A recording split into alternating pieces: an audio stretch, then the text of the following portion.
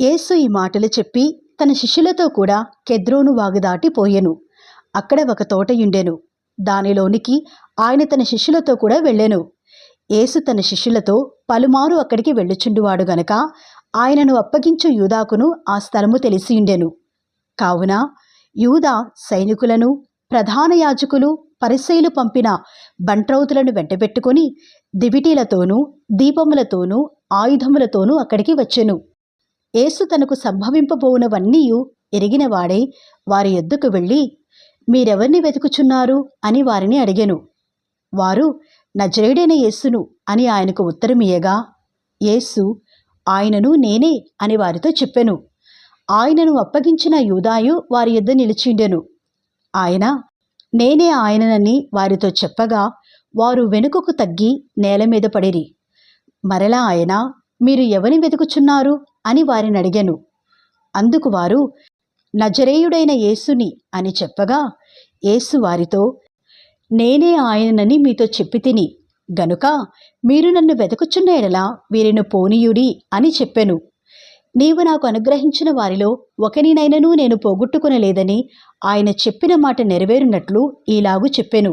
సీమోను పేతురు నొద్ద కత్తియుండినందున అతడు దానిని దూసి ప్రధాన యాజకుని దాసును కొట్టి అతని కుడి చెవి తెగనరికెను. ఆ దాసుని పేరు మల్కు. యేసు, కత్తి ఒరలో ఉంచుము, తండ్రి నాకు అనుగ్రహించిన గిన్నెలోనిది నేను త్రాగకుందునా అని పేతురుతో అనెను. అంతట సైనికులను, సహస్రాధిపతియు, యూదుల బంట్రౌతులును యేసును పట్టుకొని ఆయనను బంధించి మొదట అన్న యొద్దకు ఆయనను తీసుకొని పోయిరి.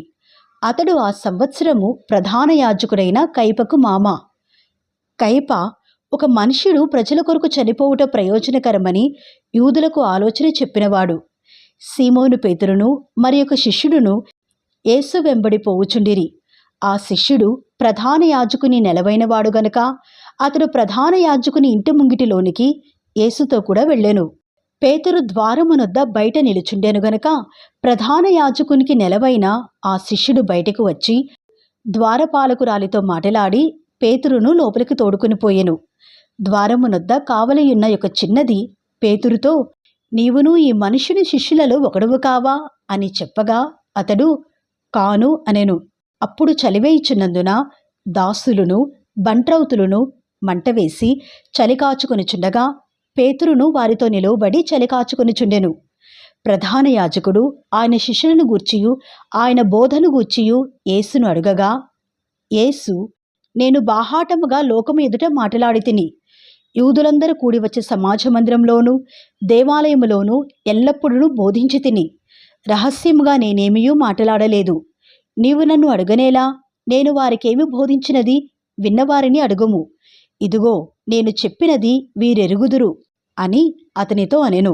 ఆయన ఆ మాటలు చెప్పినప్పుడు దగ్గర నిలిచిన బంట్రౌతులలో ఒకడు, ప్రధాన యాజకునికి ఇలాగూ ఉత్తరమిచ్చుచున్నావా అని చెప్పి యేసును అరచేతులతో కొట్టెను. అందుకు యేసు, నేను కాని మాట ఆడిన ఎడల ఆ కాని మాట ఏదో చెప్పుము, మంచి మాట ఆడిన ఎడల నన్నేల కొట్టుచున్నావు అనెను. అంతటా అన్న యేసును బంధింపబడి ఉన్నట్టుగానే ప్రధాన యాజకుడైన కయప యొద్దకు పంపెను. సీమోను పేతురు నిలువబడి చలి కాచుకొనుచుండగా వారతని చూచి, నీవును ఆయన శిష్యులలో ఒకడువు కావా అని చెప్పగా అతడు, నేను కాను, నేను ఎరుగను అనెను. పేతురు ఎవని చెవి తెగనరికెను. వాని బంధువును ప్రధాన యాజకుని దాసులలో ఒకడును, నీవు తోటలో అతనితో కూడా ఉండగా నేను చూడలేదా అని చెప్పినందుకు పేతురు నేనెరుగనని మరి ఒకసారి చెప్పెను. వెంటనే కోడి కూసెను. వారు కయప యొద్ద నుండి అధికార మందిరమునకు యేసును తీసుకుని పోయిరి. అప్పుడు ఉదయమాయెను గనక వారు మైలపడకుండా పస్కాను భుజింపవలనని అధికార మందిరములోనికి వెళ్ళలేదు.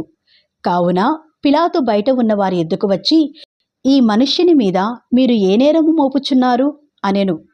అందుకు వారు, వీడు దుర్మార్గుడు కాని ఎడల వీనిని నీకు అప్పగించి ఉండము అని అతనితో చెప్పిరి.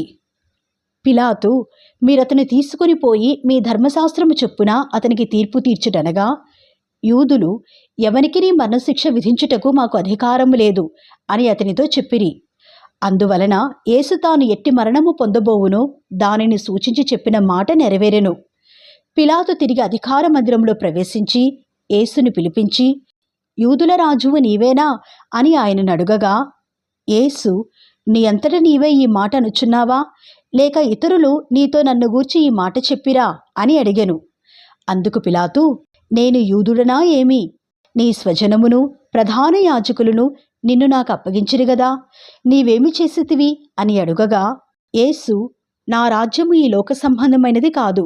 నా రాజ్యము ఈ లోక సంబంధమైనదైతే నేను యూదులకు అప్పగింపబడకున్నట్లు నా సేవకులు పోరాడుదురు గాని నా రాజ్యము ఇహ సంబంధమైనది కాదు అనెను. అందుకు పిలాతు, నీవు రాజువా అని ఆయనను అడుగగా, యేసు, నీవన్నట్టు నేను రాజును. సత్యమును గూర్చి సాక్ష్యమిచ్చుటకు నేను పుట్టితిని. ఇందునిమిత్తమే ఈ లోకమునకు వచ్చి తిని. సత్య సంబంధి అయిన ప్రతివాడును నా మాట వినును అనెను. అందుకు పిలాతు, సత్యమనగా ఏమిటి అని ఆయనతో చెప్పెను. అతడు ఈ మాట చెప్పి బయటనున్న యూదుల ఎద్దుకు తిరిగి వెళ్ళి, అతని యందు ఏ దోషమునూ నాకు కనబడలేదు. అయినను పస్కా పండుగలో నేనొకని మీకు విడుదల చేయ వాడుక కలదు కదా, నేను యూదుల రాజును విడుదల చేయటం మీకిష్టమా అని వారిని అడిగెను. అయితే వారు, వీనిని వద్దు, బరబ్బను విడుదల చేయుము అని మరలా కేకలు వేసిరి. ఈ బరబ్బ బందిపోటు దొంగ.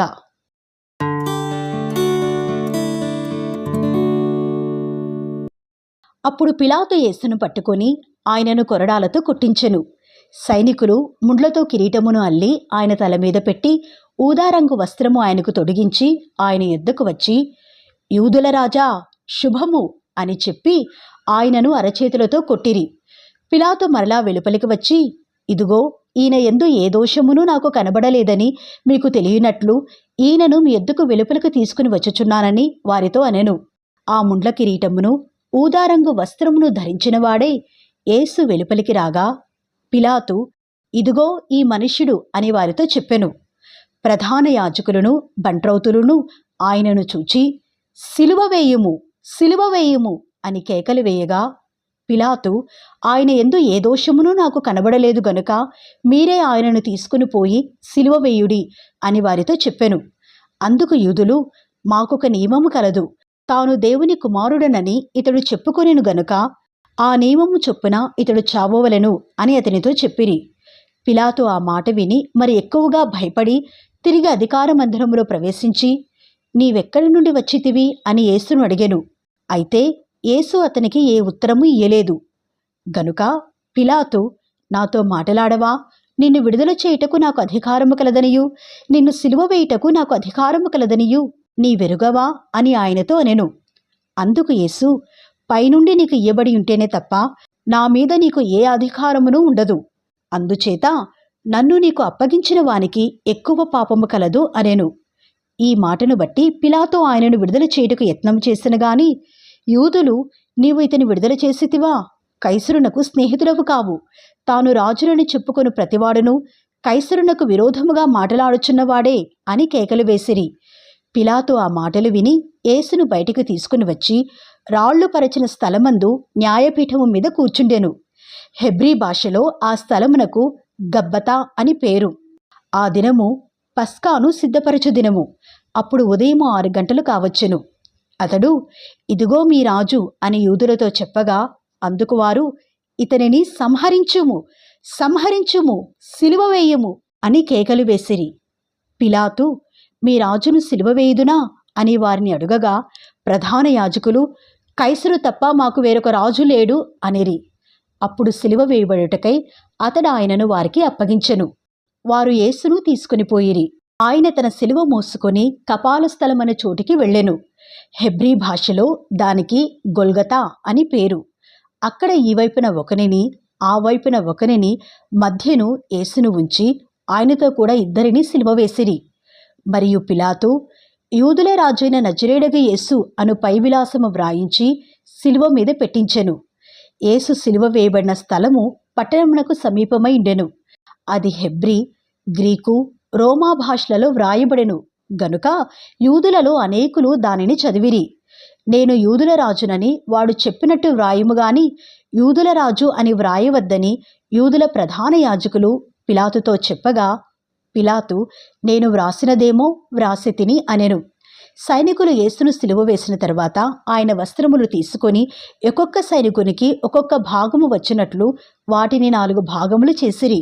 ఆయన అంగీని కూడా తీసుకొని ఆ అంగీ కుట్టులేక పైనుండి యావత్తు నేయబడినది గనుక వారు దానిని చింపక అది ఎవనికి వచ్చును అని దానికోసరము చీట్లు వేయుదము అని ఒకరితో ఒకరు చెప్పుకొనిరి. వారు నా వస్త్రములను తమలో పంచుకొని నా అంగీ కోసరము చీట్లు వేసిరి అను లేఖనము నెరవేరినట్లు ఇది జరిగెను. ఇందుకే సైనికులు ఇలాగు చేసిరి.